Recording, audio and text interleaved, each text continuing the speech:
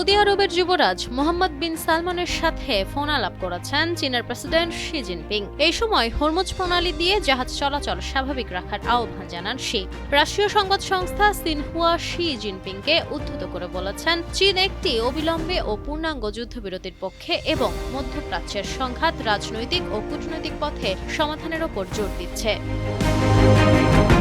তিনি সৌদি নেতাকে বলেন, হরমুজ প্রণালী স্বাভাবিক চলাচলের জন্য খোলা থাকা উচিত, কারণ এটি আঞ্চলিক দেশ এবং আন্তর্জাতিক সম্প্রদায়ের অভিন্ন স্বার্থ রক্ষা করে।